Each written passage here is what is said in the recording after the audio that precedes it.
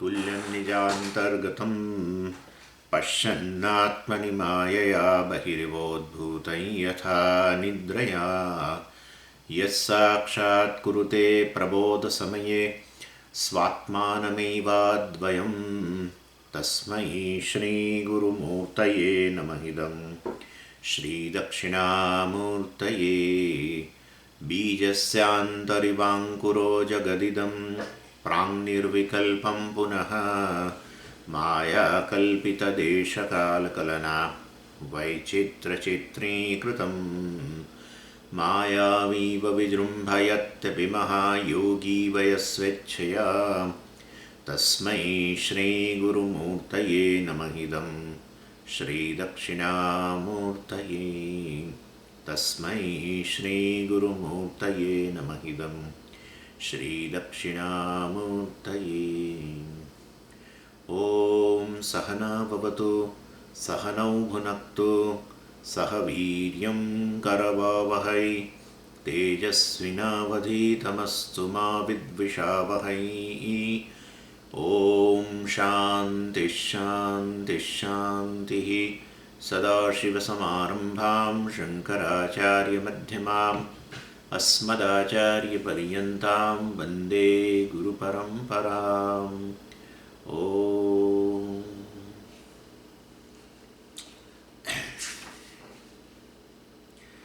એટલે પૂર્વ પક્ષી કહે છે એવં તર્હિ આશ્રમાંતર અનુપપત્તિઃ કર્મ નિમિત્તત્વાદ વિદ્યોત્પત્તેઃ ગાર્હસ્થે ચ વિહિતાની કર્માણિ इति ऐकाश्रम्यमेव अतश्च यावत् जीवादिषु तयः अनुकूलतराः स्युः। એટલે આપણે મુખ્ય ચર્ચા ચાલતી હતી કે આ નિત્ય મતલબ કર્મ અને જ્ઞાનનો પરસ્પર સમુચ્ચય શક્ય નથી મોક્ષ વગેરે માટે, એ આપણે ચર્ચા ચાલતી હતી. ને એમાં પછી કહ્યું કે ભલે મોક્ષ માટે સીધું સાધન કર્મ ન બને, પરંતુ છતાંય વાસ્તવની અંદર આ નિત્ય નૈમિત્તિક કર્મનું અનુષ્ઠાન વગેરે જે છે એના દ્વારા જ્ઞાન યોગ્યતા પ્રાપ્ત થાય, અને જ્ઞાન યોગ્યતા પ્રાપ્ત થઈને પછી આ બ્રહ્મજ્ઞાન વગેરે જે છે એ મોક્ષ પ્રદાન કરે. એટલે આવું સાંભળ્યું એટલે પછી પૂર્વ પક્ષી કહે છે અમે તો તમને ક્યારના કહીએ છીએ કે કર્મ મહત્ત્વનું જ છે વગેરે વગેરે આમ તેમ, અને માટે અગ્નિહોત્ર કર્મ વગેરે કરો તો જ્ઞાન યોગ્યતા પ્રાપ્ત થાય, અને પછી જ્ઞાન યોગ્યતા પ્રાપ્ત કરો એટલે જ્ઞાન પ્રાપ્ત થઈને મોક્ષ પ્રાપ્ત કરે. એટલે ગૃહસ્થાશ્રમ જે છે એ બહુ જરૂરી છે, કારણ કે એમાં અગ્નિહોત્ર કર્મ કરવાનું હોય છે. એટલે નિત્ય નૈમિત્તિક કર્મ કરવા માટે ગૃહસ્થાશ્રમ તો સ્વીકારવો જ પડે, અને માટે ખરેખર એક જ આશ્રમ છે, બીજા કોઈ આશ્રમોની જરૂર જ નથી. સતત અગ્નિહોત્ર વગેરે કર્મ કરવું પડે, અને સાથે સાથે જ્ઞાન પ્રાપ્ત કરો, અને એ રીતે પછી મુક્ત થાઓ. એટલે વાસ્તવમાં બીજો કોઈ આશ્રમ નથી. એટલે પછી સિદ્ધાંત એટલે આચાર્યએ કહ્યું ન કર્મ અનેકત્વાત, એવું થોડું છે નિત્ય નૈમિત્તિક કર્મ એટલે અગ્નિહોત્ર જ કર્મ, બધા ઘણા કર્મો છે જે નિત્ય નૈમિત્તિક કર્મ છે, જે તમારા દુરિતોનો ક્ષય કરે વગેરે, જ્ઞાનની યોગ્યતા પ્રદાન કરે, તો અનેક કર્મો છે. નહીં અગ્નિહોત્રાદિની એવ કર્માણી, એટલે માત્ર અગ્નિહોત્ર કર્મ એવું છે એવું થોડું છે. બ્રહ્મચર્યમ તપઃ સત્યવચનમ શમઃ દમઃ અહિંસા ઇતિ એવમાદિની અપી કર્માણી ઇતરાશ્રમ પ્રસિદ્ધાની વિદ્યોત્પત્તૌ સાધકતમાની અસંકીર્ણાની વિદ્યંતે. એટલે ઇતરાશ્રમ પ્રસિદ્ધાની, અન્ય આશ્રમોમાં પણ, ઇતર એટલે અન્ય, અધર, ઇતર આશ્રમ, અન્ય આશ્રમો, ગૃહસ્થાશ્રમ સિવાયના, એમાંય પ્રસિદ્ધ કર્મો છે જ. બ્રહ્મચારી હોય તો એણે સત્યવચન શમઃ દમઃ અહિંસા અને તપશ્ચર્યા વગેરે બ્રહ્મચારીને હોય છે, અને એને તો વળી બ્રહ્મચર્ય મુખ્ય અર્થમાં હોય છે. એટલે આ બધા છે જ સાધનો જેનાથી ચિત્તની શુદ્ધિ થાય. એટલે એ વાસ્તવની અંદર એવું થોડું છે કે કેવળ અગ્નિહોત્ર કર્મ કરીએ તો જ જ્ઞાનની યોગ્યતા પ્રાપ્ત થાય.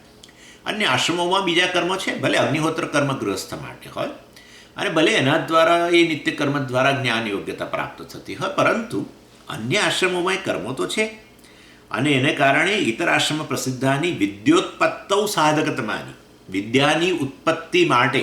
આ છે ને આ સપ્તમી વિભક્તિ છે.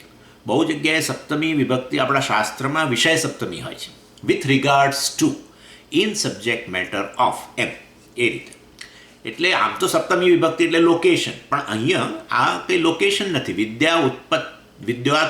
વિદ્યોત્પત્તૌ એટલે વિદ્યા ઉત્પત્તિ વિષયે.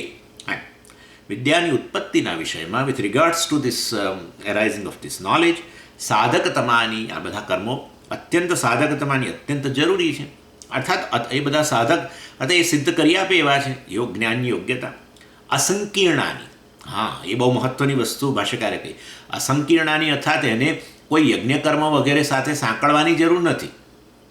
સંકીર્ણ એટલે એનું સંયોજન કરવું, મિશ્રણ કરવું.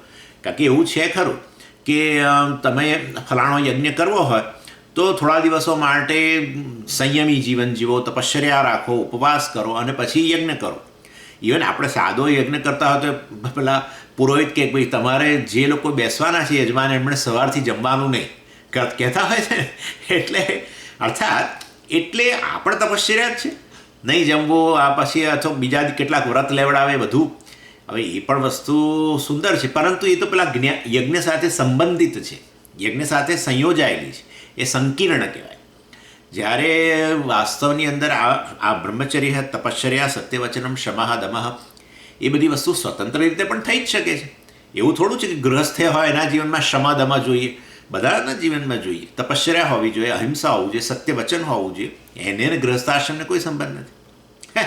એટલે આ રીતે બધું આ બતાવવામાં આવે છે.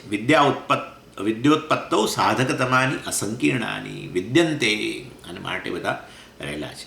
ધ્યાન ધારણાદિ લક્ષણાની છે, અને એ સિવાય ધ્યાન ધારણા બધું છે જે છેવટે ચિત્તની એકાગ્રતા આપે, ફોકસિંગ કેપેસિટી વગેરે આપે, અને એ બધી વસ્તુઓ જ્ઞાનની યોગ્યતા માટે જરૂરી છે.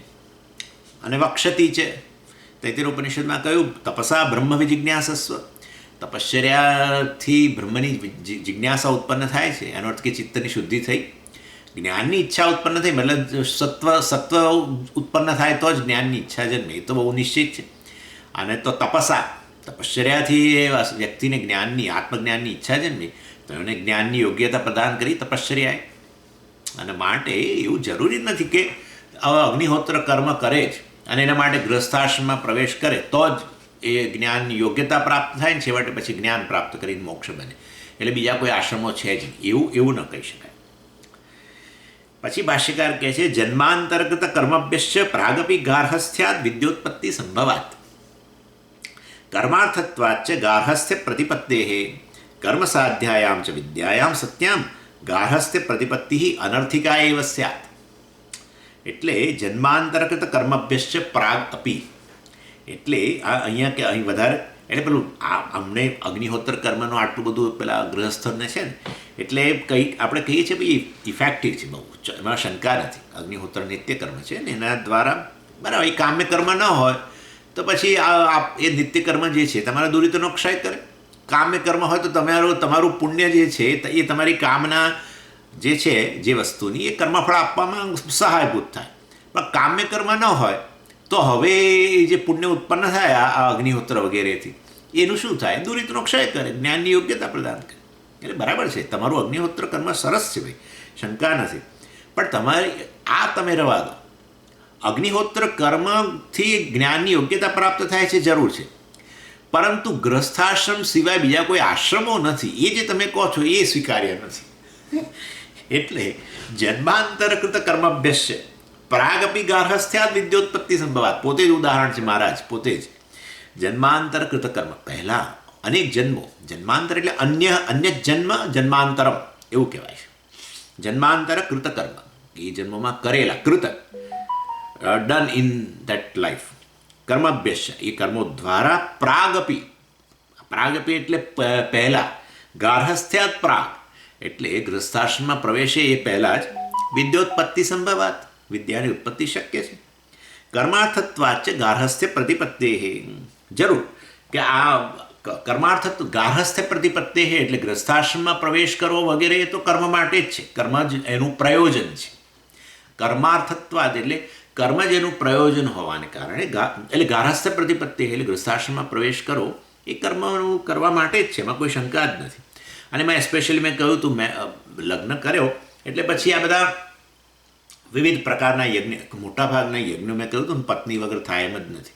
વિધુર થઈ જાય ને વ્યક્તિ, ગૃહસ્થ હોય ને વિધુર, પત્ની જતા રહ્યા તોય ન કરી શકે. એવું નહીં કે ગૃહસ્થાશ્રમમાં ન પ્રવેશ કરે એ અહીંયાથી ન થાય. ગૃહસ્થાશ્રમમાં પ્રવેશ કર્યા પછી પત્ની જતા રહે, પ્રારબ્ધ પૂરું થઈ જાય એમનું, તો પણ તમે કર્મ ન કરી શકો. એટલે આ ખાસ કરીને યજ્ઞ કર્મ, બધા શ્રૌત કર્મો જે છે. એટલે કર્માર્થત્વ ભાષ્યકાર કહે છે ગ્રહસ્થની પ્રતિપત્તિ, ગ્રહસ્થ આશ્રમની પ્રતિપત્તિ એટલે એમાં પ્રવેશ કરવો વગેરે એ કર્મ માટે છે. તો અમે જાણીએ જ છે. કર્મ સાધ્યાયામ ચ વિદ્યાયામ સત્યામ ગાર્હસ્થ પ્રતિપત્તિ અનર્થિકા એવ. પરંતુ કર્મથી સાધ્ય એવી વિદ્યા પ્રાપ્ત. લો, કર્મથી સાધ્ય વિદ્યા, મહારાજ તમે આવું ક્યાંથી બોલો છો? કર્મથી સાધ્ય આત્મજ્ઞાન ક્યાં છે?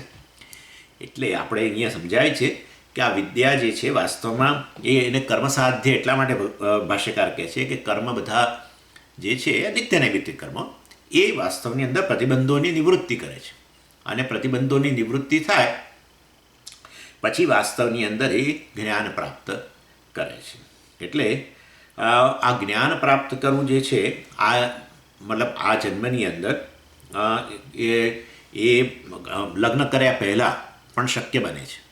અને માટે કર્મસાધ્યાયમ વિદ્યાયામ સત્યામ, અર્થાત એણે આ કર્મથી સાધ્ય વિદ્યા એટલે કર્મથી સાધ્ય જ્ઞાનની યોગ્યતા, વિદ્યાની ઉત્પત્તિ માટેની જે યોગ્યતા છે એ પ્રાપ્ત કરી લીધી હોય ગૃહસ્થાશ્રમમાં પ્રવેશ કરતાં પહેલાં જ, તો પછી હવે અનર્થિકા, ગાર્હસ્થ પ્રતિપત્તિ અનર્થિકા. તો ગૃહસ્થાશ્રમમાં હવે પ્રવેશ કરવાની ક્યાં જરૂર છે? ગૃહસ્થાશ્રમમાં પ્રવેશ કરીને કર્મ કરવાના હતા, નિત્ય નૈમિત્તિક કર્મ, એનાથી જ્ઞાનની યોગ્યતા ને એનાથી પછી જ્ઞાન પ્રાપ્ત કરીને મોક્ષ, બધું બરાબર. પણ ગૃહસ્થાશ્રમમાં પ્રવેશ કરે એ પહેલાં જ પૂર્વજન્મના કર્મોને લીધે જ એ વ્યક્તિ જે છે તૈયાર જ્ઞાનની યોગ્યતા સાથે જન્મે, અથવા જન્મ્યા પછીના થોડા વર્ષોમાં જ એ વસ્તુ અભિવ્યક્ત થાય એના જીવનમાં. એને કેવળ જ્ઞાન જ પ્રાપ્ત કરવામાં રસ હોય અને પરિપક્વ હોય અને જ્ઞાનની યોગ્યતા ધરાવતો હોય, તો હવે શા માટે એણે ગૃહસ્થાશ્રમમાં પ્રવેશ કરવો જોઈએ? કંઈ પ્રયોજન જ નથી. અને માટે ગૃહસ્થાશ્રમમાં જ એકલો આ મોક્ષ માટે જરૂરી છે આવું તમે ન કહી શકો. અને પૂર્વપક્ષી આમ ગૃહસ્થાશ્રમનું જીવન જે છે એને આમ ડિફેન્ડ કરે છે અને એને માટે ઘણો આર્ગ્યુમેન્ટ કરે છે. કારણ કે ગૃહસ્થાશ્રમમાં પ્રવેશો ને એટલે એક તો આ લોક પ્રાપ્ત થાય, અન્ય લોક પણ પ્રાપ્ત થાય, બીજા લોક એટલે સ્વર્ગલોક, પિતૃલોક વગેરે પણ પ્રાપ્ત થાય. ક્યાં કહ્યું છે? એ બૃહદારણ્યક ઉપનિષદની અંદર જ છે, 1516ની અંદર. એટલે પુત્રેણ વા અયન લોક જઈએ હે, પુત્રથી આ લોક પ્રાપ્ત થાય એટલે કે સંતાન વગેરેથી આ લોક પ્રાપ્ત થાય. અને એ તો હકીકત છે. આ વસ્તુ જે કહે છે ને બૃહદારણ્યક ઉપનિષદમાં હકીકત છે. મને લાગે છે ગઈ વખતે કહ્યું હતું કે સંતતિ વગેરે હોય ને તો તમને સટન ફૂલફિલમેન્ટ લાગે છે. સંતાનો હોય ને આપણા, તો તમને જીવનમાં થોડુંક ફૂલફિલમેન્ટ જરૂર લાગે. અને એ સંતાનો માટે થઈને આપણે આ લોકની અંદર અહીંયા અત્યારે આ જીવનની અંદર ઘણી વસ્તુઓ પછી પ્રાપ્ત કરી. એકલો વ્યક્તિ હોય દાખલા તરીકે, તે કોઈ એને કહે કે તમે એક બંગલો બનાવો ને તો એ કે શેના માટે હું બનાવું? એને કે તમે બીજી આટલી કાર વસાવો તો કે શેના માટે વસાવો? આવું જ કે આટલું બધું તમે ધનનો સંચય કરો ને આમ પ્રોપર્ટી ખરીદો શેના માટે, કોના માટે, એમ કે. એટલે એનો અર્થ એવો થયો કે આ લોકમાં પણ અનેક વસ્તુ પ્રાપ્ત કરવી હોય તો સંતાન હોય તો જ કરે ને. અને માટે સંતાન જ ન હોય તો કોઈ કશું એકોમ્પ્લિશ કરવાની જ જરૂર ન લાગે તમને જીવનમાં. એટલે this life becomes just a waste. આ પછી તમને અર્થાત જીવન, તમને મનુષ્ય જીવન મળ્યું ને ઘણી વસ્તુઓ તમે સિદ્ધ કરી શકો આ જગતની અંદર, પણ તમે કરો જ નહીં. કેમ કહેતો કે મારે તો સંતાન જ નથી, મારે શા માટે બધું કરવું એમ. એટલે એનો અર્થ કે આ લોક પણ પુત્ર થકી એટલે કે સંતાન થકી પ્રાપ્ત થાય છે એમ કહે છે. એટલે એટલે without children life becomes boring. ખરેખર સંતાનો વગર બહુ બોરિંગ થઈ જાય લાઈફ. એટલે આ જીવનમાં કશું પ્રાપ્ત ન કરી શકો અથવા તમને જ બહુ એવો ઉત્સાહ જાજો ન હોય. અને એટલે એનો અર્થ કે આ લોકમાં પ્રાપ્ત કરવું અર્થાત અહીંયા અનેક વસ્તુઓ પ્રાપ્ત કરવું તો પછી જોડે સંતાન વગેરે હોવા આવશ્યક છે. અને માટે વેદે કહ્યું કે પુત્રેણ વા અયન લોક, આ લોક જે છે જઈએ, આ લોક પ્રાપ્ત થાય છે પુત્ર દ્વારા અર્થાત સંતાનો દ્વારા, એ વસ્તુ સત્ય છે. હા, પરંતુ સંતાન ન હોય ને તમને વેદાંતમાં રસ ઉત્પન્ન થઈ ગયો હોય તો પછી કશી આવશ્યકતા રહેતી જ નથી. તો કશી આવશ્યકતા રહેતી જ નથી. એટલે ઘણીવાર તો હોય આપણા સંતાનો હોય પણ સંતાનો પોતપોતાના આમ એમાં સેટલ થઈ ગયેલા હોય અને એ વખતે વેદાંત આપણા જીવનમાં આવી જાય તો તમે જુઓ છો કે આપણને કોઈ એકલાપણું કશું લાગતું જ નથી. એટલે એ વસ્તુ હકીકત છે કે જે વેદાંતી છે એના માટે એનું જીવન જુદા પ્રકારનું છે, એની સિદ્ધિ જુદા પ્રકારની છે, એને ભૌતિક સિદ્ધિઓ વગેરે નથી. પણ વેદાંત જેના જીવનમાં છે જ નહીં, એ લોકોને જીવનમાં સંતાન ન હોય ને તો ઇટ્સ અ બોરિંગ લાઈફ ખરેખર. એટલે કારણ કે કશી વસ્તુમાં તમને રસ ન પડે, કારણ કે તમે સંતાનો માટે થઈને ઘણો ઉત્સાહ હોય, ધન પ્રાપ્ત કરવું, પ્રોપર્ટી, આ તે બીજી વસ્તુઓ, ઉપભોગના સાધનો વસાવવા, આપણા એન્જોયમેન્ટના, એ બધી વસ્તુઓ વાસ્તવમાં તમે સંતાનો હોય તો જ તમને ગમે વધારે. એટલે એ દૃષ્ટિએ શાસ્ત્ર જે કે એ બધું સાચું જ હોય. બૃહદારણ્યકમાં સ્પષ્ટપણે કહ્યું કે આ જગતની અંદર તમને આ જગતના કેટલાય વિષયો વગેરે આ લોક પ્રાપ્ત થાય પુત્ર દ્વારા, અર્થાત સંતાન હોય તો જ પ્રાપ્ત થાય, વસ્તુ સત્ય છે. અને પછી વેદાંત હોય તો જાણે આવશ્યકતા નથી. માટે ભાષ્યકાર આ જે આર્ગ્યુમેન્ટ જે છે આપણા ગૃહસ્થ આશ્રમની માટેનો બહુ જ કે ગૃહસ્થ આશ્રમ જ હોવો જોઈએ મોક્ષ વગેરે માટે, એની સામે આચાર્ય બધા આ વસ્તુ બતાવી રહ્યા છે કે લોકની પ્રાપ્તિ કરવી હોય તો બરાબર છે, તમારે સંતાન હોવું જોઈએ, એની માટે ગૃહસ્થાશ્રમમાં પ્રવેશ કરવો જોઈએ. કર્મ વગેરે કરો તો પછી સ્વર્ગ વગેરેની પ્રાપ્તિ થાય. તમારી આપણી પાછળ આપણા સંતાનો કશું એ બધા કર્મો કરે, શ્રાદ્ધ તર્પણ ફલાણ વગેરે, તો પિતૃલોક વગેરે પ્રાપ્ત થાય, બરાબર છે. લોકની પ્રાપ્તિ કરવી હોય તો જરૂર આ બધું જોઈએ જ, ગૃહસ્થાશ્રમમાં પ્રવેશ કરવો જોઈએ, સંતાનો હોવા જોઈએ. પરંતુ હવે જેણે વાસ્તવમાં આ બધી વસ્તુમાં રસ રહ્યો નથી અને કેવળ આત્મલોકની જ ઈચ્છા લઈને બેઠેલો છે, એને પછી આ ગૃહસ્થાશ્રમમાં પ્રવેશ કરવાની કંઈ જરૂર રહેતી નથી. એમ કરીને ભાષ્યકાર બતાવે છે. લોકાર્થત્વાચ પુત્રાદીના પુત્રાદિ સાધ્યેભ્યશ્ચ અયમ લોક પિતૃલોક દેવલોક ઇતિ એતેભ્યઃ વ્યાવૃત્ત કામસ્ય નિત્યસિદ્ધ આત્મલોકદર્શિનઃ કર્મણિ પ્રયોજનમ અપશ્યતઃ કથમ પ્રવૃત્તિ ઉપપદ્યતે. લોકાર્થત્વાચ પુત્રાદિના, પુત્ર વગેરે સંતાન વગેરે એ તો આ લોકને પ્રાપ્ત કરવા માટે છે, અને બીજા જે ગૃહસ્થાશ્રમના બીજા કેટલાક કર્મો વગેરે છે એ પિતૃલોકની પ્રાપ્તિ માટે છે. ઉપાસના વગેરે દેવલોકની પ્રાપ્તિ માટે છે. એટલે કર્મણા પિતૃલોક વિદ્યા દેવલોક એ પ્રકારે કહેવામાં આવ્યું છે. કર્મણા પિતૃલોક, કર્મ વગેરે જે છે પિતૃલોક માટે છે. વિદ્યા એટલે કે ઉપાસના દેવલોકની પ્રાપ્તિ માટે છે. બૃહદારણ્યક ઉપનિષદની અંદર 1.5.16 અંદર આ વસ્તુ કહેવામાં આવી છે. એટલે આ લોક પણ સાધ્ય છે અને અન્ય લોક પણ સાધ્ય છે. ગૃહસ્થાશ્રમ થકી બધું સત્ય વસ્તુ છે. એતેભ્ય પણ આ બધા લોકની જેને ઈચ્છા નથી, સ્વર્ગલોક, પિતૃલોક કે આ લોકમાં કોઈ ઉપભોગના વિષયોની જેને ઈચ્છા નથી, એ વ્યાવૃત્ત કામસ્ય, એવી વ્યક્તિ વ્યાવૃત્ત કામસ્ય એટલે વ્યાવૃત્ત કામ યસ્ય, જેનામાંથી કામ એટલે જેને આ બધા લોકની ઈચ્છામાંથી જે વ્યાવૃત્ત નિવૃત્ત થઈ ગયો છે, અર્થાત એ બધામાંથી મુક્ત થઈ ગયો છે, જેને આ બધા માટે વિવેકને કારણે જેને બધો વૈરાગ્ય જન્મેલો છે, પુરુષાર્થ વિવેકને કારણે જાણે છે કે આ બધું તો અર્થકામને અંતર્ગત છે, અર્થકામને ધર્મને અંતર્ગત છે, અને એ મારી જે મુખ્ય ઈચ્છા જે છે જીવનની અંદર પૂર્ણતાની જે ઈચ્છા છે, અર્થાત ભય નિવૃત્તિની જે ઈચ્છા છે, શોક નિવૃત્તિની જે ઈચ્છા છે, સંસાર વગેરે જે છે એની નિવૃત્તિ માટે આ બધા સાધનો કામ લાગી શકે એમ નથી. એવી પ્રકારની સ્પષ્ટ મનની અંદર, એના માટે તો કેવળ આત્માને જ જાણવો જરૂરી છે. એ પ્રકારનું જેને મનની અંદર, અર્થાત મોક્ષનો જ પુરુષાર્થ જીવનનો એ જ પુરુષાર્થ છે, અન્ય કોઈ પુરુષાર્થ નથી, એવું જેને સ્પષ્ટ થઈ ગયેલું છે, એવી વ્યક્તિ વ્યાવૃત્ત કામ હશે. એને હવે અર્થકામ વગેરેની ઈચ્છાઓમાં રહી, એના મનની અંદર રહી નથી, તો પછી એને મતલબ કે આ બધા લોકની ઈચ્છા ન હોય તો પછી હવે શા માટે સંતાન વગેરે ઈચ્છે, અથવા એને શા માટે એના માટે થઈને ગૃહસ્થાશ્રમમાં પ્રવેશ કરે. એટલે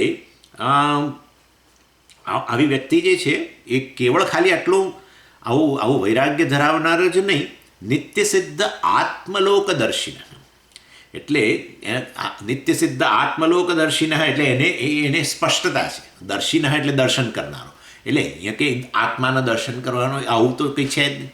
એટલે દર્શનનો અર્થ અહીંયા સ્પષ્ટ જ્ઞાન પ્રાપ્ત કરવાનું. શાસ્ત્રની અંદર દર્શન શબ્દ આવે ને ત્યારે હંમેશા જરા ખ્યાલ આપણે રાખવો પડે, કારણ કે આત્મદર્શન કરનારો એટલે આ રીતે જેમ ક્લિપના હું દર્શન કરું છું એ રીતે તો આત્માના થવાના નથી.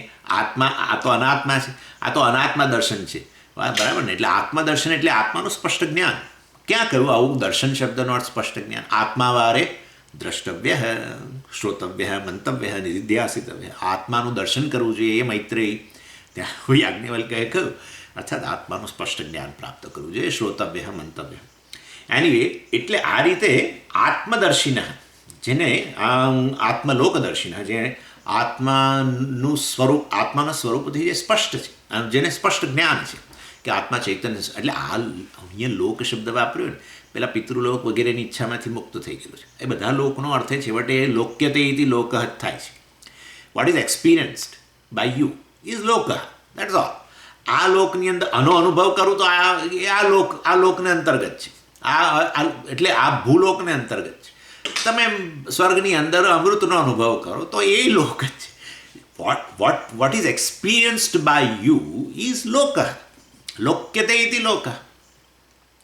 એનીવે, એટલે આ આત્મા એવ લોક, અહીંયા તો આત્મલોક, જેને આત્મલોકની જ ઈચ્છા છે અને જેણે પ્રકારે જ્ઞાન પ્રાપ્ત કરેલું છે.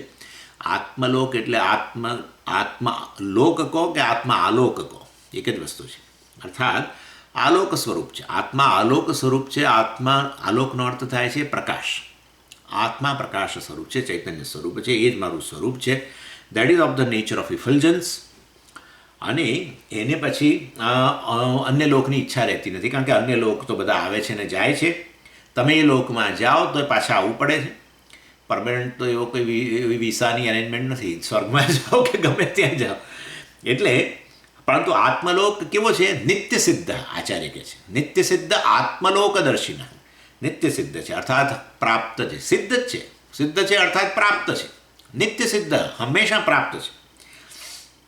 અને એના માટે કશું કરવાની જરૂર નથી. એના માટે તમને પુત્ર વિત્ત બીજા અન્ય કોઈ કર્મની આવશ્યકતા જ નથી.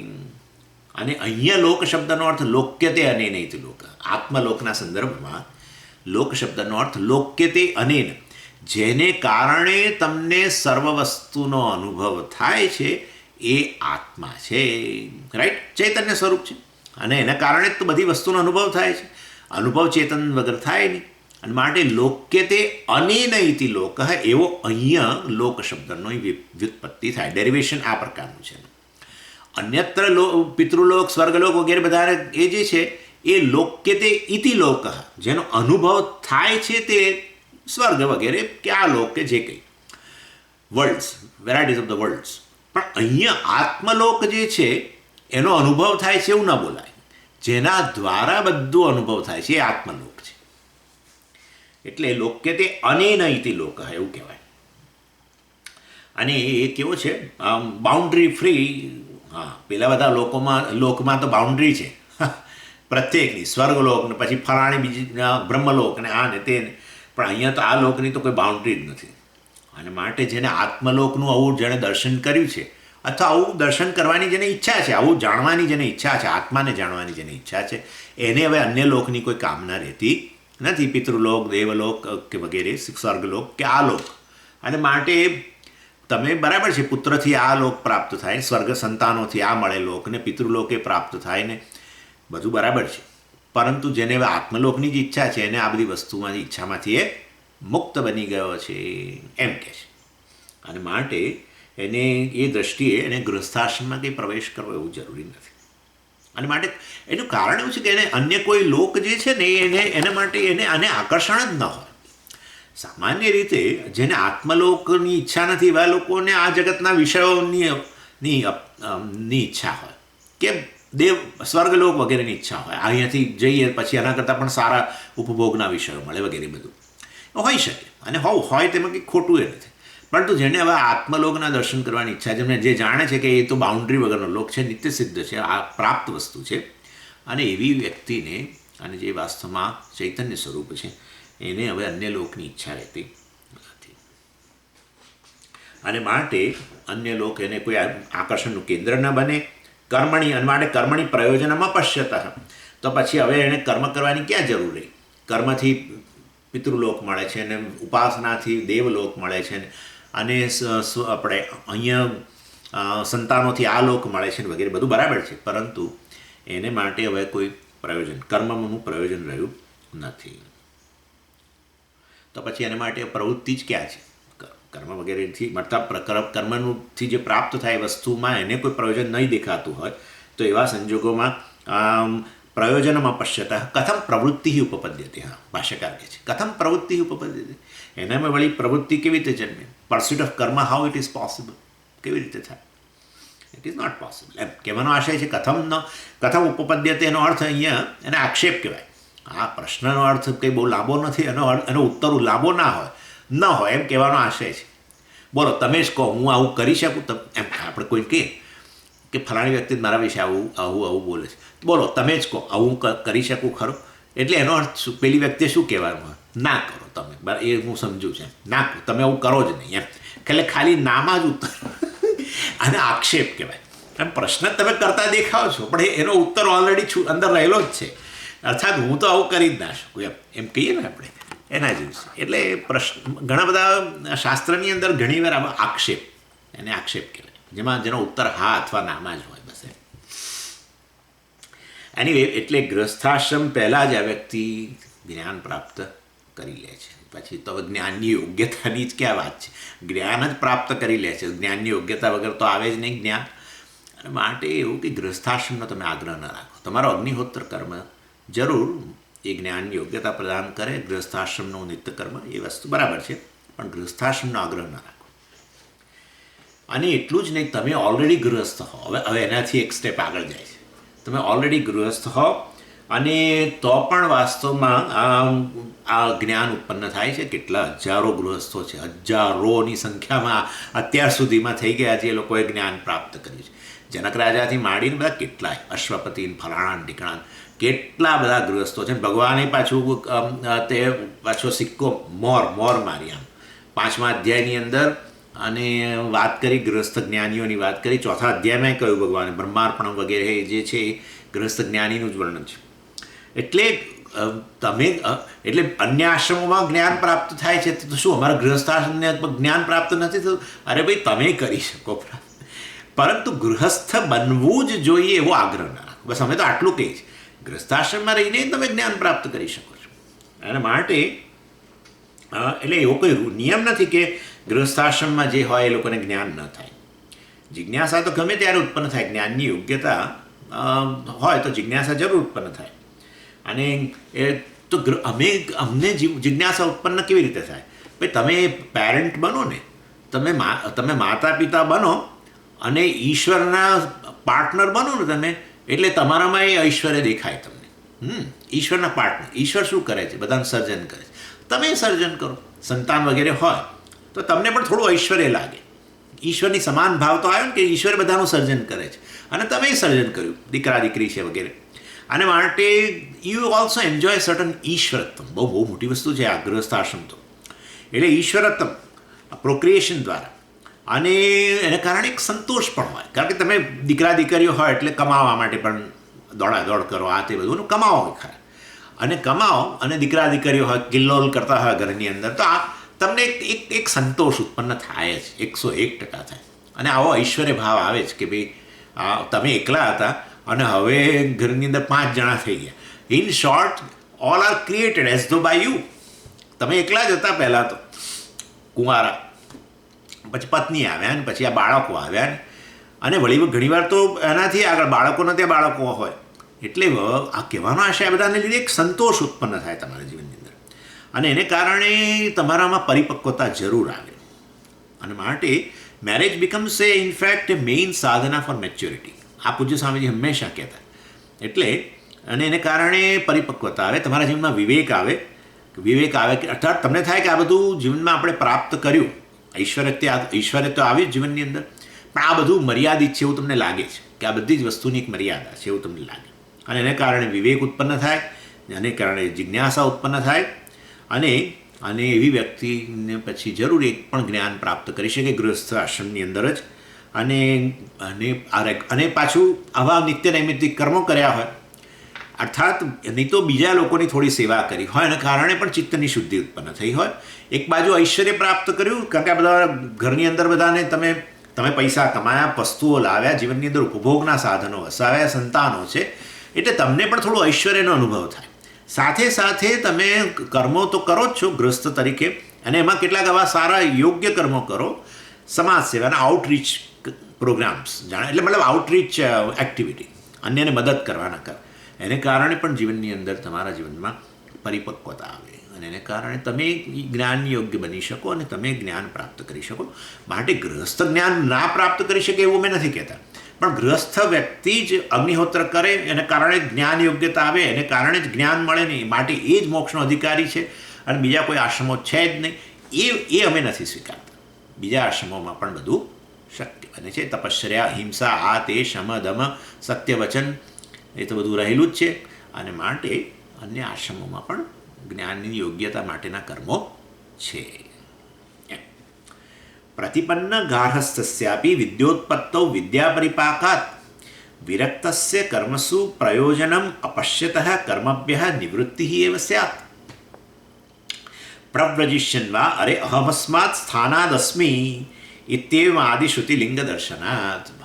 ભાષ્યકાર તો કહે છે કે પ્રતિપન્ન ગાર્હસ્થસ્ય એટલે પ્રતિપન્ન ગાર્હસ્થસ્ય એટલે પ્રતિપન્ન ગૃહસ્થાશ્રમ એટલે ગૃહસ્થ એટલે ગૃહસ્થાશ્રમ येन तस्य એટલે આ જે વ્યક્તિ પ્રતિપન્ન એટલે જે વ્યક્તિએ આ ગૃહસ્થાશ્રમની અંદર પ્રવેશ કરેલો છે, મેરિડ લાઈફ વગેરેવાળો છે, ધારો કે વ્યક્તિ પણ વાસ્તવમાં આ ક્વોલિફાઈડ બને છે, આ જ્ઞાનની પ્રાપ્તિ માટે જ્ઞાન યોગ્યતા ધરાવે છે. કારણ કે સતત હવે એ જમાનામાં વૈદિક જીવન જીવનાર ગૃહસ્થ વ્યક્તિ વેદનું અધ્યયન રોજ જે કરે, આ તમે જોયું છે, અત્યારે પણ જોયું છે કે વૈદિક વ્યક્તિ હોય ને, પંડિતો ગૃહસ્થ હોય, એમના બાળકો બધું હોય ને, એ પણ આ રીતે અર્જન કરતા હોય, પૈસા વગેરે પ્રાપ્ત કરે, પણ રોજ વેદનું અધ્યયન તો કરવાનું છે.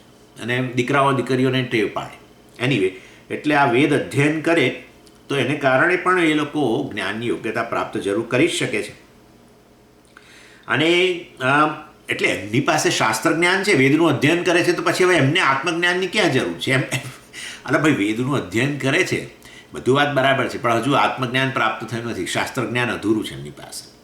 અને માટે વિદ્યા પરિપાકાત એટલે વિદ્યા પરિપાક એટલે તમે જાણો છો મેચ્યોરિટી, એટલે મેચ્યોર વ્યક્તિને પક્વ વ્યક્તિ કહીએ છીએ, પાકેલો. એટલે એ હમણાં કહેશે કે બ્રહ્મચારી કાચો છે અને એને પાકવાની જરૂર હોય છે, એ બધું હમણાં કહેશે.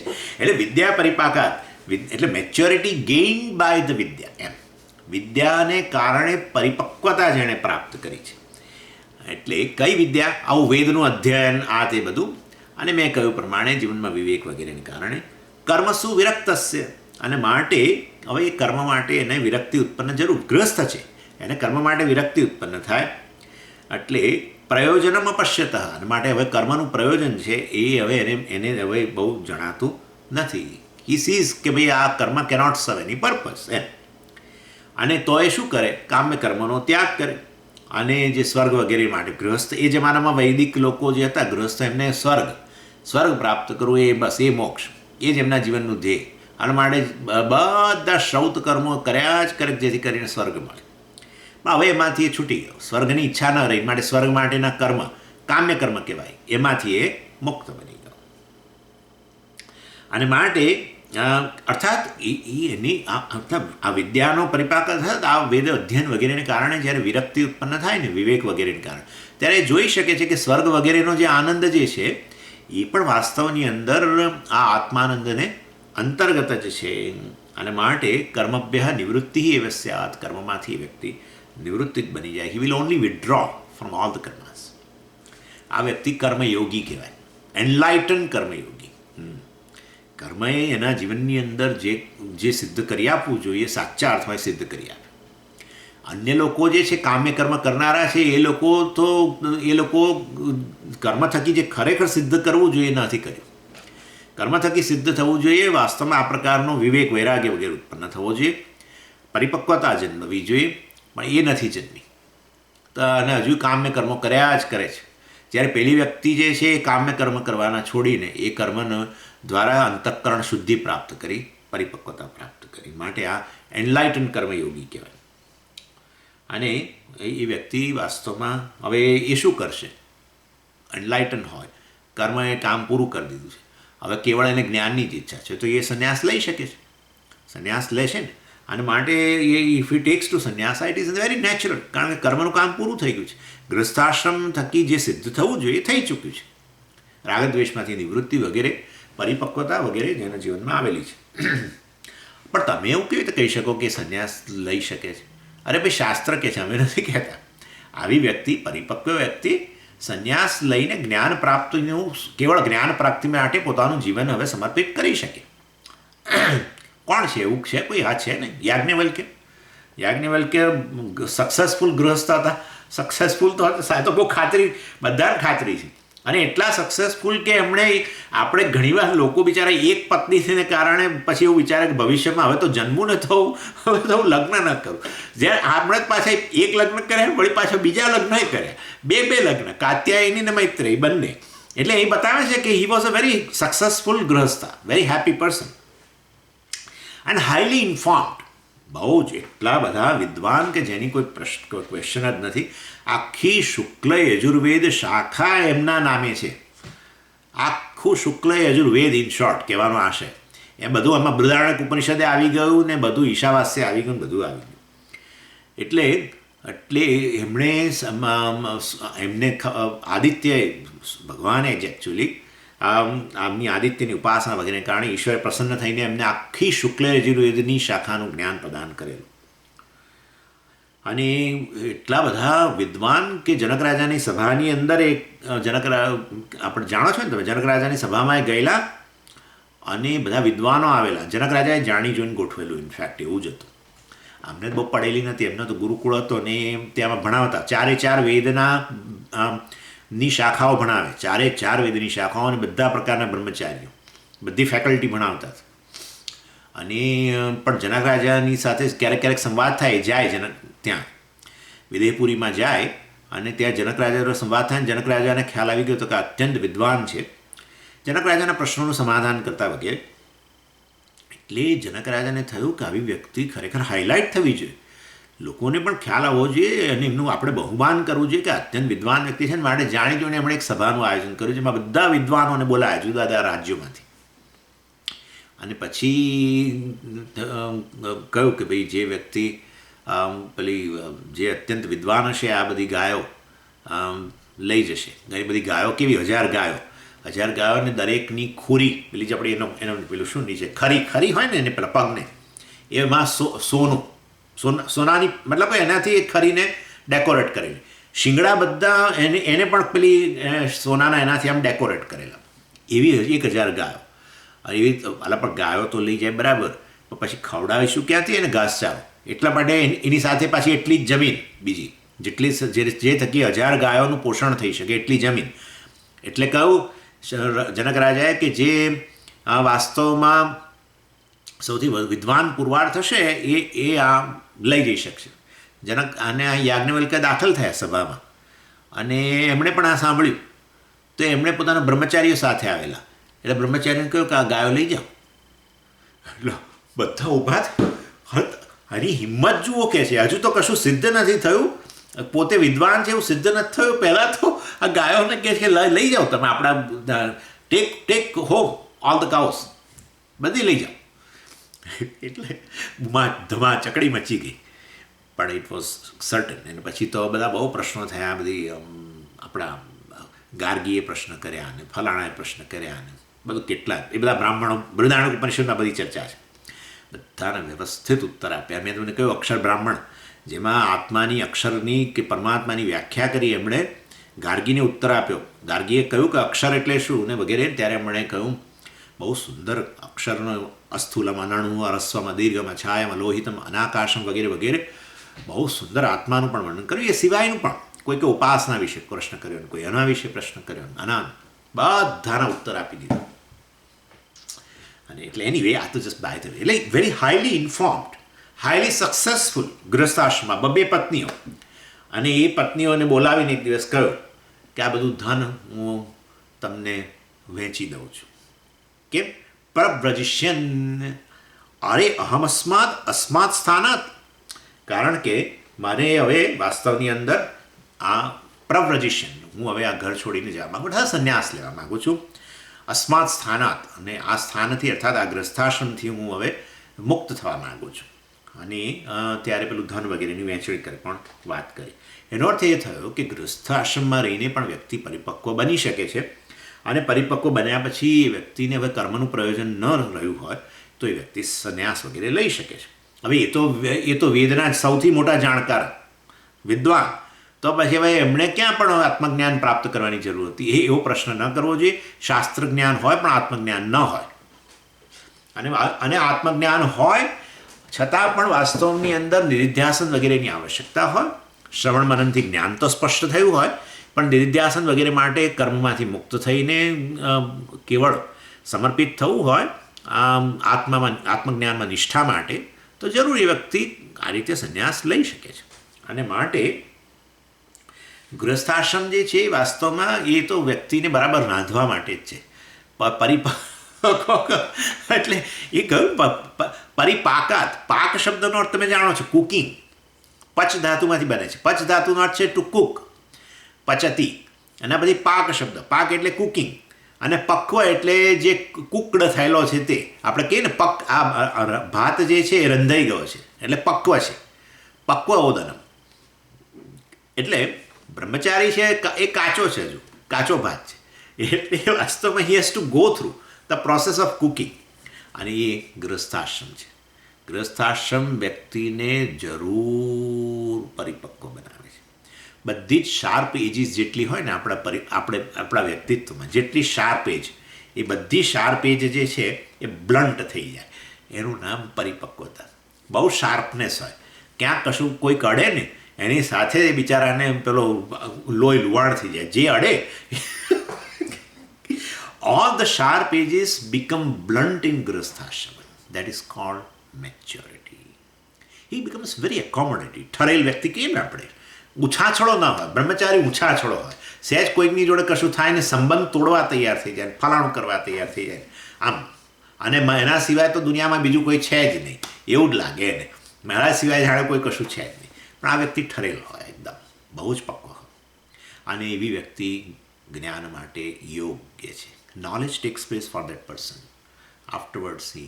અને માટે યાજ્ઞવલ્ક્ય, જેમણે જીવનમાં બધી રીતે એકોમ્પ્લિશ હતા, એવી વ્યક્તિ પછી સંન્યાસ લીધો.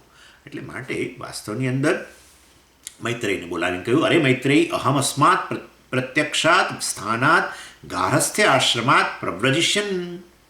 I am in a process of moving away from this grihasthashrama stage of life. અને મારે મતલબ પ્રવ્રજિશન. પણ તમે તો અહીંથી નીકળવા માગતા હતા, તમે સંન્યાસની તો કેવી રીતે વાત કરો છો? પ્રવ્રજિષ્યન, પરિવ્રાટ શબ્દ જે છે, પ્રવ્રજતી એનો અર્થ થાય છે સંન્યાસ. એટલા માટે સંન્યાસીને આપણે શું જે કહે છે હું ભૂલી ગયો. પ્રવ્રજતી એટલે વાસ્તવમાં એ હવે પરિભ્રમણ કરશે. એની પરિવ્રાટ કેવું કે કહેવામાં આવે છે આપણા સંન્યાસીને પણ. એનીવે, એટલે એણે મૈત્રેયને કહ્યું કે હું આ જે ધન વગેરે છે બંને તમારા બંનેની વચ્ચે વહેંચી આપું છું. ત્યારે મૈત્રેય બહુ ઇન્ટેલિજન્ટ વ્યક્તિ હતી, બહુ જ ઇન્ટેલિજન્ટ. અને ત્યારે એણે કહ્યું કે વાસ્તવમાં શું મને તમે મને ધન જે આપી જાઓ છો એનાથી મને અમૃતત્વ મળશે? તમે શેના માટે જાઓ છો? તો કે હું તો અમૃતત્વ માટે જાઉં છું. અર્થાત અમૃતત્વ માટે જ્ઞાન તો હતું જ હવે. આખું બૃહદારણ્યક એમનામાંથી આવ્યું છે, ઈશાવાસ્ય એમનામાંથી આવ્યું છે. પણ એટલે શ્રવણ, હું આ જ કહેતો હતો, શ્રવણ મનનથી જે આપણને સ્પષ્ટ જ્ઞાન હોય તેથી આપણે આત્મનિષ્ઠ છે એવું ન કહેવાય. નિધિધ્યાસનની બહુ જરૂર છે.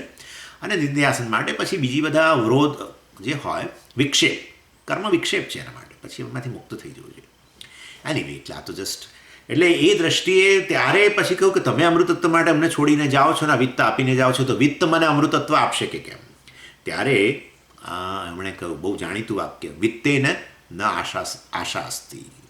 એના માટે આ વિત્તથી તું હે મૈત્રેય અમૃતત્વની આશા ન રાખીશ વગેરે. અમૃતત્વ માટે તો one has to see the atma as it is. એટલે આ રીતે. અને એના માટે આત્માવારે દ્રષ્ટવ્ય, પછી ત્યાં કહ્યું આત્માવારે દ્રષ્ટવ્ય, શ્રોતવ્ય, મંતવ્ય, નિધિધ્યાસિતવ્ય. અને માટે સંન્યાસ આશ્રમ જે છે એ શ્રુતિમાં રહેલો છે. માટે આવું ન કહેશો કે કેવળ ગૃહસ્થાશ્રમ છે, બીજા અન્ય આશ્રમો પણ રહેલા છે. શાસ્ત્રની અંદર જ આ રીતે યાજ્ઞવલ્ક્ય આ બધું છોડીને જવાની વાત કરે છે અને સંન્યાસ લેવાની વાત કરે છે. માટે સંન્યાસ આશ્રમનું પણ અસ્તિત્વ છે. આ જે છે ને, અને લિંગ કહેવાય. અર્થાત એમણે આવું બોલ્યા મૈત્રેયને, એના આધારે આપણે અનુમાન કરી શકીએ કે સંન્યાસ આશ્રમ વૈદિક આશ્રમ છે. એ સિવાય ડાયરેક્ટ વાક્ય પણ છે, સીધું જાબાલોપનિષદની અંદર જ છે, યદ હરેવ વિરજેત તદ હરેવ પ્રવ્રજેત. જે દિવસે તમને વૈરાગ્ય જન્મે એ દિવસે પ્રવ્રજેત. જો પાછો અહીંયા પર પ્રવ્રજેત શબ્દ આવ્યો. હા, એટલે સંન્યાસીને હું પાછું ભૂલી જ જાઉં છું એ શબ્દ, પણ એની વિચાર પ્રવ્રજેત શબ્દ શાસ્ત્રની અંદર છે અને આ સંન્યાસી માટે છે કે એણે સારી રીતે બધું છોડીને નીકળી જવું જોઈએ એમ. એટલે પૂર્વ પક્ષ હવે પાછો બીજો એક આવે છે, કર્મ પ્રતિ શ્રુતે યત્ન આધિક્ય દર્શનાદ અયુક્તમિતિ ચેત અગ્નિહોત્રાદિ કર્મ પ્રતિ શ્રુતે અધિક યત્ન મહાંશ કર્મણી આયાસ અનેક સાધન સાધ્યત્વાદ અગ્નિહોત્રાદિના. પૂર્વ પક્ષી કહે છે, ભાઈ શ્રુતિની અંદર અમે જ્યારે નજર કરીએ છીએ, આ બધું તમારી વાત માની લઈએ છીએ કે ગ્રહસ્થાશ્રમ એકલો આશ્રમ નથી ને વગેરે વગેરે, અન્ય આશ્રમોમાં પણ કર્મો રહેલા છે ને એના દ્વારા જ્ઞાનની યોગ્યતા પ્રાપ્ત થાય અને મોક્ષ પણ પ્રાપ્ત કરી શકો, બધું બરાબર છે. અમે સમજી ગયા પૂર્વજન્મનું પણ હોઈ શકે અને એને એ પ્રાપ્ત કરીને આવ્યા હોય તો નાનપણથી જ એને આ બધી વસ્તુમાં રસ ન રહ્યો હોય, અન્ય લોક વગેરેમાં, સંતતિમાં, ગ્રસ્થાશ્રમમાં વગેરેમાં, એ પણ શક્ય હોઈ શકે. પરંતુ અમારું તો એવું કહેવું છે કે તમે વેદમાં નજર કરો. જો તમે વેદમાં નજર કરશો તો તમને ખબર પડશે કે વેદનો મોટાભાગનું વેદનું કાર્ય તો આ બધા વિવિધ પ્રકારના કર્મોને અનફોલ્ડ કરવાનું, રિવીલ કરવાનું જ છે. કર્મોનું જ પ્રતિપાદન કરવાનું છે. મોટાભાગનું વોલ્યુમ જે છે એ તો એના માટે છે. આ વોલ્યુમ આર્ગ્યુમેન્ટ કહેવાય, બલ્ક આર્ગ્યુમેન્ટ એ હવે કરી રહ્યા. એટલે કર્મ પ્રતિ શ્રુતે યત્ન આધિક્યમ અસ્તિ. કર્મ પ્રતિ એટલે વિથ રેફરન્સ ટુ કર્મ માટે યત્ન આધિક્યમ એટલે there is a huge effort on the part of શ્રુતિ. એટલે શાસ્ત્ર ખૂબ પ્રયત્ન કરે છે કે તમને અનેક પ્રકારના કર્મો બતાવે છે, ખૂબ બધા કર્મોનું પ્રતિપાદન કરે છે અને એટલા માટે કે જેથી કરીને તમે કર્મ કરો. અને માટે કર્મ તો છોડવું જ ન જોઈએ. માટે ફરી પાછું એક ગૃહસ્થાશ્રમ ફરી લઈ આવશે એ રીતે. કર્મ ન છોડવું જોઈએ એનો જ શું? સંન્યાસ નહીં લેવાનો. માટે ગૃહસ્થ જ આશ્રમ જ યોગ્ય છે એમ. અને યાજ્ઞવલ્કે જે કર્યું એ ખોટું જ કર્યું છે. આવા વૈદિક વ્યક્તિ આવું બધું છોડીને યજ્ઞ કર્મ વગેરે છોડીને જતા રહે એવું તો એ તો ખોટી જ વસ્તુ છે, ન કરવું જોઈએ. તો એટલે ભાષ્યકાર હવે આ વસ્તુ સમજાવે છે. એનું આ પૂર્વ પક્ષીનું વાક્ય જે છે એને ભાષ્યકાર વધારે જરા સમજાવે છે. અગ્નિહોત્રાદિ કર્મ પ્રતિ શ્રુતે અધિકમ યત્ન. એટલે આ શ્રુતિ જે છે અગ્નિહોત્રાદિ કર્મ વગેરે માટે ખૂબ પ્રયત્ન કરે છે. મહાંશ કર્માણી આયાસ એટલે આ શ્રુતિ એના માટેનો, શ્રુતિનો પ્રયત્ન એના માટે જ ઘણો બધો છે એવું નહીં. એ અગ્નિહોત્ર કરનારના પક્ષે પણ ખૂબ બધો આયાસ છે. અગ્નિહોત્ર કર્મ કરવું જોઈએ ને એ પ્રતિપાદન કરવા માટે શ્રુતિ તો પ્રયત્ન ખૂબ કરે જ છે કે ભાઈ આ તો કરવું જ જોઈએ. બરાબર છે, ચાલો એ તો બરાબર. પણ અગ્નિહોત્ર કર્મ જેણે કરવાનું છે ગૃહસ્થ, એના પક્ષે પણ ખૂબ મોટો પ્રયત્ન રહેલો છે એમ. કેમ? એટલે કે યુ હેવ અગ્નિહોત્ર કર્મ કેવી રીતે થાય? અગ્નિ વગર તો થાય ને. અગ્નિહોત્ર કેવી રીતે અગ્નિ વગર થાય? એટલે એ અગ્નિ કરવામાં એ આ તો નિત્ય કર્મ છે એટલે રોજે કરવાનું. એટલે રોજે રોજ શું તો પછી અગ્નિ પ્રગટાવવાનો? ના, એમાં એવું છે કે લગ્ન થાય એ દિવસે પેલી ચોરીની અંદર જે અગ્નિ હોય એ અગ્નિ પછી લગ્ન થઈ ગયા પછી અગ્નિ લઈ જાય ઘરે અને એ કે અથવા ઘરે લગ્ન થતા હોય. હવે એ જમાનામાં તો બધું ઘરે જ થતું હતું. આપણે હવે બધું આ હોલ ને પાર્ટી પ્લોટો બધું થઈ ગયું. બાકી પહેલાં તો ઘરે જ લગ્ન થાય અને એ ઘરમાં એ પછી અગ્નિ જે દિવસે પ્રગટાવે લગ્ન થવાના દિવસે ચોરી માટે એ અગ્નિને પછી જાળવવાનો. એટલે એ જાળવવો, અગ્નિને જાળવવો એટલે અઘરી વસ્તુ છે. કારણ કે એ તો તમે એને સતત પેલું ઘી વગેરે કશું જે આ બળતણ અંદર ન ઉમેર્યા કરો તો એ તો એક્સટિંગ્વિશ થઈ જાય. એટલે તમારે સતત એ જે પ્રગટ્યો લગ્નના દિવસે એ જીવનભર જાળવવાનો. એ ક્યારે જાય ખબર છે એ અગ્નિ? જે દિવસે એ ગૃહસ્થ વ્યક્તિ જે છે મૃત્યુ પામે ને ત્યારે એ અગ્નિને લઈને જાય સ્મશાનની અંદર અને એ અગ્નિથી દાહ અપાય. બસ પછી એ ઘરનો એમાં રહેલો અગ્નિ શાંત થઈ જાય. ત્યાં સુધી જાળવવાનું. એટલે લગ્નના દિવસથી શરૂ કરીને મૃત્યુ આવે ત્યાં સુધી રોજે રોજ. એટલે અગ્નિહોત્ર કર્મનું પ્રતિપાદન તો ભલે શાસ્ત્રએ કર્યું ખૂબ પ્રયત્નથી કે આ તો કરવું જ જોઈએ વગેરે બધું, ચાલો એ તો બરાબર છે. કોણ કહી રહ્યું છે? આ પૂર્વ પક્ષી કહી રહ્યું છે. પરંતુ અગ્નિહોત્ર કર્મ આ ગૃહસ્થ જેણે કરવાનું છે એણે પણ આ અગ્નિને જાળવવા ખૂબ બધો પ્રયત્ન કરવો પડે. કારણ કે you have to keep on feeding the fire with fuel. કારણ કે તમારે તમે ક્યારે આહુતિ પેલા ઠરી ગયેલા અગ્નિમાં તો એશિસ પેલી એમાં તો કરી જ ન શકો. પેલી અગ્નિ પ્રગટેલો હોય બરાબર એની અંદર આહુતિ અપાય.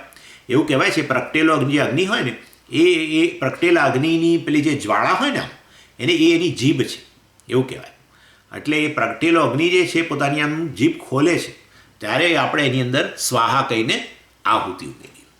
એટલે એનો અર્થ કે તમારે સતત અગ્નિને જાળવવો પડે. You have to offer all this oblations unto the tongues of fire. અને માટે અને ફાયર પછી એ અગ્નિ તમારી આહુતિઓ લઈને જાય. અગ્નિ જે છે એને આ રીતે એનો વહન કરનાર, આહુતિઓનું વહન કરનાર છે, એ લઈને જાય. અને એની એટલે અગ્નિહોત્રાદિ કર્મસુ મહાન આયાસ વર્તતે. માટે અગ્નિહોત્ર કર્મ કરવું હોય તો કેટલો મોટો આયાસ જોઈએ એ વ્યક્તિએ બધું જાળવવું કે અઘરું છે, બહુ અઘરું છે. એટલે there is lot of effort on his part also. અને એટલું જ નહીં, એ ખાલી અગ્નિ જાળવવાથી કે અગ્નિહોત્ર થવાનું નથી. યજ્ઞ કર્મ કરવો તો બીજા અનેક સાધનો જોઈશે, હે ને. ચમસ જોઈએ, આ જોઈએ, તે જોઈએ, અને એ સિવાય બધી આહુતિના દ્રવ્યો જોઈએ, આહુતિ પ્રિપેર કરવી પડે. અને એ રીતે અનેક સાધન સાધ્યત્વાત, એટલે કેટલા બધા બીજા સાધનો જોઈએ. અને માટે એક તો પહેલાં લાકડી વગેરે જોઈએ, સમિધ જોઈએ. અને એ સમિધ તો વાસ્તવમાં પાછા સ્પેશિયલ સમિધ હોય. જેવું યજ્ઞ એને અનુરૂપ સમિધ. એટલે કોઈકમાં પીપળાના વૃક્ષના સમિધ હોય, કેટલામાં વડના જે હોય એના લાકડા હોય. લાકડા એ જે તે વૃક્ષના જે સુકાયેલા લાકડા હોય ને, આવડા આટલા નાના ટુકડા, જેને સમિધ કહેવામાં આવે. એ સમિધ આહુતિ તરીકે અંદર અપાય, જેથી પેલો ફાયર પણ ચાલુ રહે. અને એ સમિધ આપવાની જ સમિધની જ આહુતિ આપવી જોઈએ. એ સિવાય ઘી વગેરે તો હોય જ, બીજું બધું તો, પણ એ સમિધ તો હોય જ. અને પાછા એવા કે તમારે ડાળીઓ તોડવાની નહીં.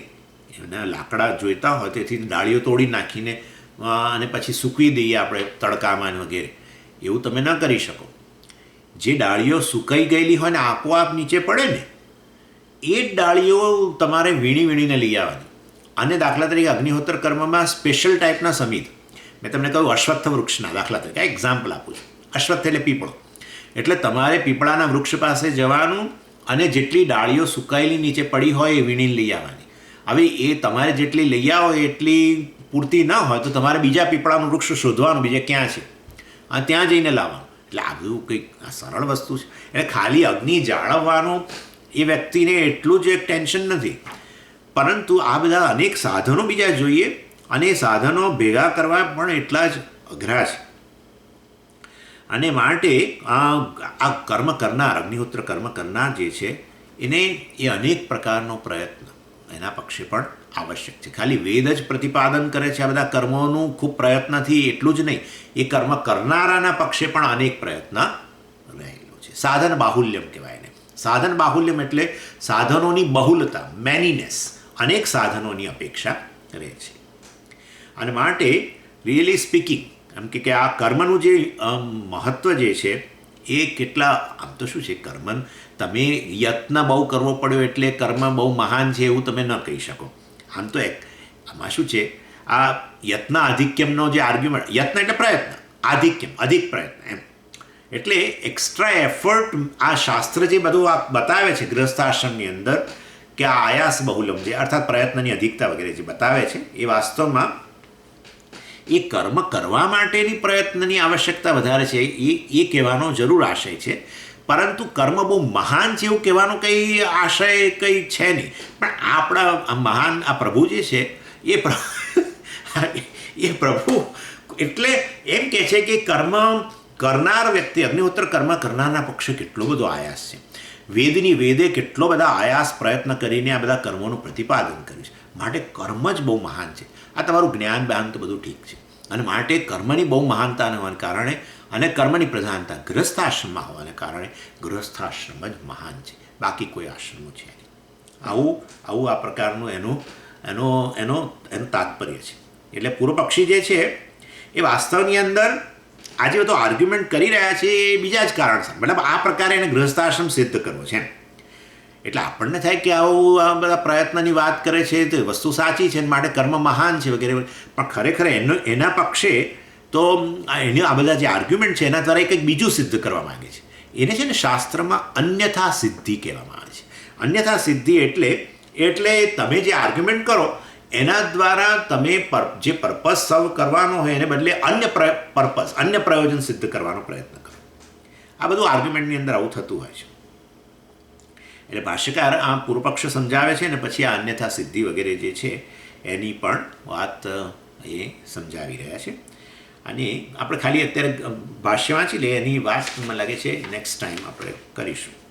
તપો બ્રહ્મચર્યાદીનામ ચ ઇતરાશ્રમ કર્મણામ ગાર્હસ્થ્યેપી સમાનત્વાત અનન્ય સાધન અપેક્ષત્વાત ચ ઇતરેષામ ન યુક્ત તુલ્યવદ વિકલ્પ આશ્રમેભિઃ તસ્ય ઇતિ ચેત. છે જુઓ, એ કહે છે કે તમે અમને એમ કહેલું કે તપશ્ચર્યા અને બ્રહ્મચર્ય અને સત્યવચન ને અને પેલું ક્ષમા દમા તો બીજા આશ્રમોમાં રહેલું છે. ઇતર આશ્રમ કર્મણામ, એ લોકો પણ આ બધું કરી શકે ને એના દ્વારા જ્ઞાન યોગ્યતા પ્રાપ્ત કરે. તે તો ગાર્હસ્થે અપી, એ તો ગૃહસ્થએ કરવાનું છે. ગૃહસ્થને બ્રહ્મચર્ય છે, સંયમી જીવન હોવું જોઈએ. એને પૂરેપૂરું બ્રહ્મચર્ય નહીં પણ સંયમી જીવન. અન્ય આશ્રમોમાં પૂરેપૂરું બ્રહ્મચર્ય. હવે તપશ્ચર્યા અન્ય આશ્રમોમાં છે તો ગૃહસ્થમાં છે. સત્યવચન અન્ય આશ્રમોમાં છે, બ્રહ્મચારી સત્ય બોલે તો કંઈક ગૃહસ્થએ જૂઠું બોલવાનું છે? કોણ કહી રહ્યું છે? આ બધું પૂર્વપક્ષી કહી રહ્યો છે. પૂર્વપક્ષી કહે છે કે જે તમે કહો છો ને તપશ્ચર્યા અને બ્રહ્મચર્ય અને સત્યવચન ને શમઃ અને દમઃ, એ બધાથી પણ અન્ય આશ્રમોમાં જ્ઞાન યોગ્યતા પ્રાપ્ત થાય, ચિત્ત શુદ્ધિ થાય ને પછી મોક્ષ પ્રાપ્ત કરી શકે, માટે ગૃહસ્થાશ્રમમાં ન પ્રવેશ કરવાની જરૂર નથી. બરાબર, પણ એ બધું તો અમારા ગૃહસ્થાશ્રમમાં છે જ, એ તો અમારે છે. શું તપશ્ચર્યા અમારા જીવનમાં નથી? અમે અનેક ઉપવાસો કરીએ છીએ, અનેક વ્રત અમે લઈએ છીએ. ઇનફેક્ટ તમારા બ્રહ્મચારીઓ કશા વ્રત નથી લેતા, એટલા અમે અહીંયા ગૃહસ્થો વ્રત લઈએ છીએ. તમારા બ્રહ્મચારીને પૂછો એને કે દર પૂનમને ઉપવાસ કરે જ, પૂછો એને. 11 કરે જ, પૂછો એને. એ તો મજાથી ખાઈને ગુરુકુળમાં ઊંઘી જાય છે. અને અમારે તો બધા અનેક ઉપવાસો બધું કેટલું છે. સત્યવચન એ બોલે તો અમે બોલીએ છીએ. એના જીવનમાં ક્ષમા છે, અમારા જીવનમાં ક્ષમા છે. એના જીવનમાં બ્રહ્મચર્ય છે, અમારા જીવનમાં બ્રહ્મચર્ય છે. તો પછી તમે એમ કહો છો બીજા આશ્રમોમાં રહેલું છે ને એ જ્ઞાનની યોગ્યતા પ્રાપ્ત કરી શકે આ બધા કર્મો દ્વારા, તે તો બધું અમારા જીવનમાં છે ને. એ ઉપરાંત અગ્નિહોત્ર પણ છે. બસ આ સિદ્ધ કરવું છે.